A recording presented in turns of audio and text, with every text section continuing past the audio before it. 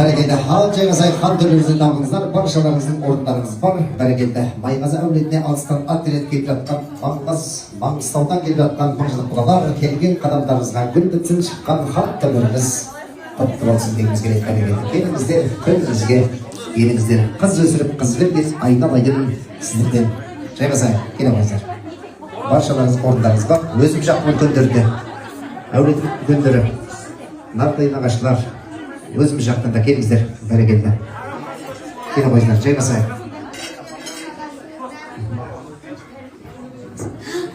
Құдалықтың барлығын көріпсіз. Сырттай. Болдық. Ай!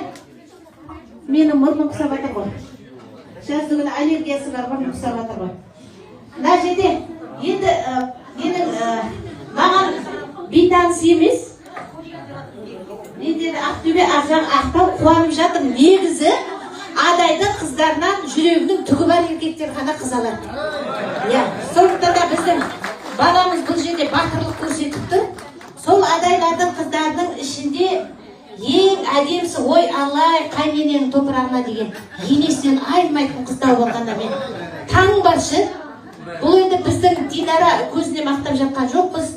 Өзінің енесін қалай күткенін, өзінің қай жұртымен қалай араласқанын, тіпті жай ғана қонаққа барғанда ана жерде отырып барлығына келіп сәлем беріп жатыр. Осы кішіпейілділігі, Динараның көпшілдігі, Сәкеннің жағасына кір шалдырмай аш үстінде, Сәкенді өзінің күйеуі ретінде емес, елдің алдындағы азаматы ретінде. Ер азаматы бар әйелдің дейміз ғой, елдің алдында жүрген ұяты маған келеді деп сондай көзқараспен қарайтын келініміз. Ендеше сіздің қыздарыңыз, біздің келініміз қош келді. Динараға айтып жатыр, ойбай, өзіңде бөпесің ғой, сен ене боласың ба? Бірақ Динараның үйретері өте көп. Сәкен біздің көпшіл, Сәкенді мен мақтамаймын, өйткені сіздер көріп жүрсіздер. Ең бастысы көз алдымызда өскен осы інілеріміздің құда болып жатыр деген кезде маған әлі бөпе сияқты Әділет деген кішкентай талдан талға секіріп тізесін қанатып жүретін кеше ғана. Енді мінекей отау құрып, мінекей араласып, құраласып қыз деген өріс дейді. Сәкені Майғазиевтер шаңырағына келіп жатсыздар. Ана жақта анамыз өкініш қарай келе алмай жатыр. Бірақ осы көріп жатқан сіздердің мына ізет құрметтеріңіздің барлығы мен бір-ақ нәрсені айтамын. Анау қара шаңырақтағы мен апаның тәрбиесі. Соның мектебі. Ендеше қош келдіңіздер. Әділет өз микрофоны қайда?